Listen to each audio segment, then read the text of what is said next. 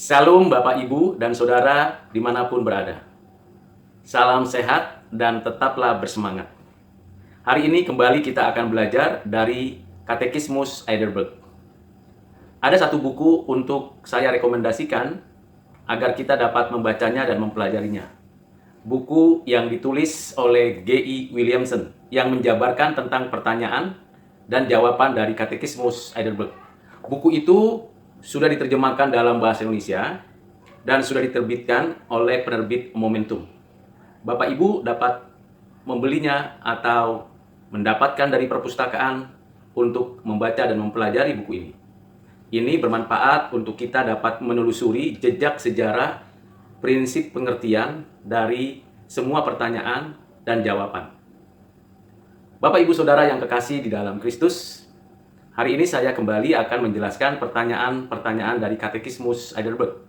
Kita sudah menjawab pertanyaan-pertanyaan dari Katekismus Heidelberg dari pertanyaan pertama sampai pertanyaan ke-71. Dan saya sudah menyampaikan refleksi saya dari pertanyaan-pertanyaan tersebut. Silakan Bapak Ibu boleh telusuri di video di channel yang Bapak Ibu saksikan ini. Pada pertanyaan hari ini yang kita akan pelajari dan kita renungkan serta refleksikan menjadi pertanyaan yang memberikan kepada kita pengertian tentang baptisan dan keselamatan. Pertanyaan yang ke-72. Jika demikian, apakah pembasuhan jasmania dengan air itu sendiri bisa membersihkan dosa? Jawabannya tidak. Karena hanya darah Yesus Kristus dan Roh Kudus yang membersihkan dari semua dosa. Ya benar, karena baptisan, sakramen ini hanya tanda dan perintah Tuhan untuk kita laksanakan dalam kehidupan kita sebagai orang percaya. Namun bukan berarti kita memisahkan atau membuat perbedaan di dalam pemahaman iman kita. Kita dapat membedakan dalam pengertian bahwa sakramen tidak menyelamatkan. Sakramen tidak memberikan kepada kita pengampunan. Sakramen adalah perintah untuk menunjukkan kesatuan kita dengan Bapa, Anak, dan Roh Kudus. Yang memberikan pengampunan, pembenaran, dan penyucian adalah Allah Bapa kita melalui Yesus Kristus dengan inkarnasinya, kematiannya, kebangkitannya, kenaikannya, dan kedatangannya, serta diterapkan oleh Roh Kudus di dalam hati dan kehidupan kita, dan kita mendapatkan jaminan dari Bapa, Anak, Roh Kudus. Dengan keyakinan yang penuh akan karya penebusan Bapa, Anak, Roh Kudus, kita melaksanakan sakramen baptisan. Seibarat seseorang yang dari kegelapan lalu masuk ke dalam terang dan ditarik oleh kasih Bapa, diberikan iman oleh Bapa melalui karya Roh Kudus untuk percaya kepada karya penebusan Kristus, itu kita yakini, kita alami, kita percayai adalah anugerah. Dan sakramen baptisan memberikan tandanya.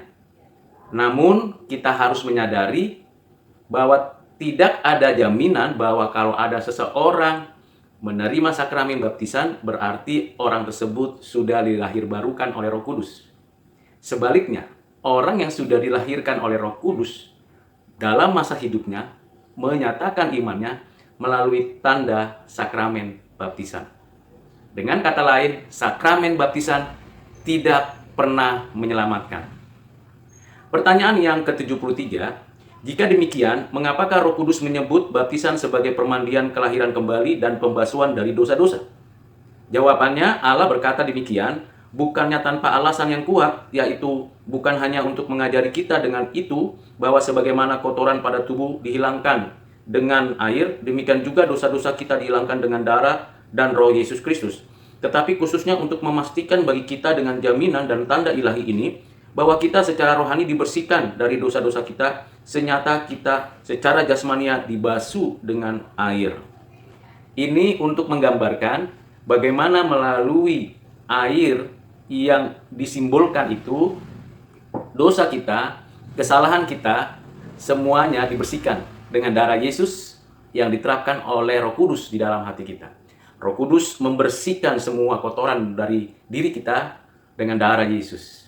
Namun, bukan berarti air itu secara spiritual membersihkan seluruh keberadaan dosa kita. Tetapi, harus diingat Bapak, Ibu, dan Saudara, baptisan diberikan untuk kita diberikan sebagai tanda untuk kita meyakini bahwa Kristus sudah mati menebus dosa kita. Darah Yesus sudah membasuh kita dari segala dosa. Tanda sakramen baptisan, keselamatan yang dianugerahkan tidak bisa dipisahkan, tapi kita dapat melihatnya dalam satu kesatuan yang dapat memberikan keteguhan iman. Di pertanyaan ke-74, apakah anak-anak kecil juga harus dibaptis? Jawabannya ya. Karena anak-anak kecil seperti halnya orang-orang dewasa adalah termasuk di dalam covenant dan gereja Allah. Dan karena penebusan dari dosa dan Roh Kudus, Sang Pencipta iman, dijanjikan kepada mereka melalui darah Kristus seperti halnya kepada orang-orang dewasa, mereka juga harus dengan baptisan sebagai sebuah tanda covenant, dicangkokkan ke dalam gereja Kristen dan dibedakan dari anak-anak, dari orang-orang yang tidak percaya, seperti yang dilakukan di dalam covenant atau perjanjian lama dengan sunat. Dan untuk menggantikannya, baptisan ditetapkan di dalam covenant baru. Di dalam perjanjian lama, Allah Tuhan mengadakan perjanjian dengan Abraham. Tanda perjanjian itu ialah sunat. Dan pada momen itu, Abraham yang sudah berusia puluhan tahun, lebih daripada 75 tahun, disunat sebagai tanda perjanjian. Bukan hanya Abraham, tapi setiap anak laki-laki yang ada di rumah dan keluarga Abraham disunat sebagai tanda terhisap dalam covenant, membedakan dengan keluarga lain, anak-anak lain. Dan itu dilakukan oleh keturunan Abraham, Ishak, Yakub, dan sampai saat ini. Itu sebagai tanda. Dan tanda itu telah digantikan oleh Tuhan Yesus untuk segala bangsa. Bukan sunat lagi, tapi baptisan. Kalau pada saat anak-anak itu disunat, diperintahkan Tuhan usianya 8 hari. Dan tentulah kita memberikan pengertian bahwa anak-anak, bayi itu dibaptis pada usia seperti itu, bayi dan anak-anak. Kecuali orang yang belum percaya Tuhan, pada waktu dewasa dia percaya kepada Tuhan, dia dibaptis dewasa. Tetapi kalau anak-anak itu ada di dalam keluarga Kristen, anak-anak itu ada di dalam kehidupan orang-orang percaya, maka orang tua membaptiskan anak-anak melalui gerejanya, melalui hamba Tuhan, dibaptis di dalam nama Bapa, Anak, Roh Kudus dengan air.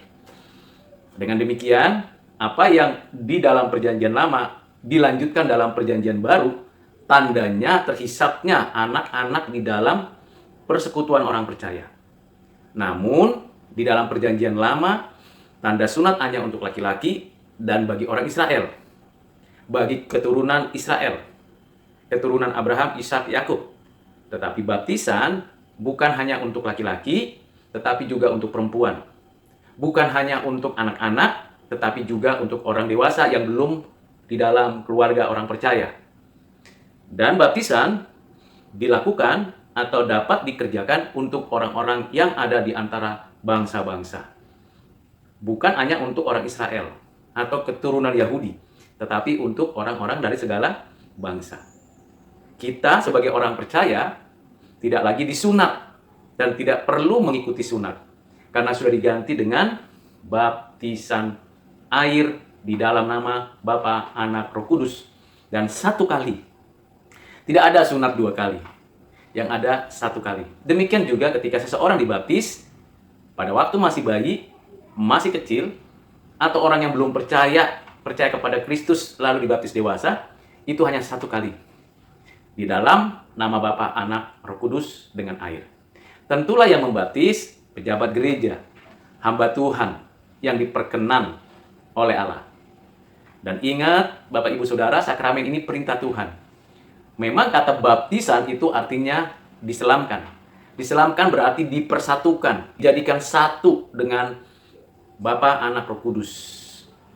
Bukan artinya harus tenggelam itu simbolik yang boleh saja dilakukan, tetapi itu bukan kewajiban. Yang menjadi hal yang perlu diikuti, dibaptis dengan air pada masa anak-anak, di dalam nama Bapa, Anak, Roh Kudus, bagi orang-orang yang ada dalam keluarga orang percaya, atau bagi orang yang belum percaya, lalu percaya kepada Kristus, ia memberi diri dibaptis sudah dewasa, di dalam nama Bapa, Anak, Roh Kudus.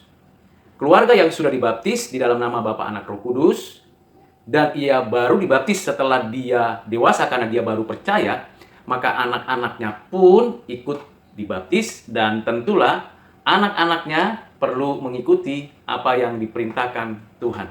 Dan nantinya anak-anaknya yang memiliki keturunan, waktu dia di dalam kehidupan keluarganya memiliki anak, maka anak-anaknya itu dibaptis pada masa anak-anak. Nah, ini adalah tradisi yang perlu kita lanjutkan. Dan pengajaran hari ini memberikan gambaran kepada kita bagaimana pentingnya melaksanakan sakramen sebagai tanda bahwa kita orang yang ada di dalam persekutuan dengan Bapa, Anak, Roh Kudus. Kita yang taat kepada perintah Tuhan Yesus, dan kita berbeda dengan orang-orang dunia yang tidak di dalam persekutuan tersebut.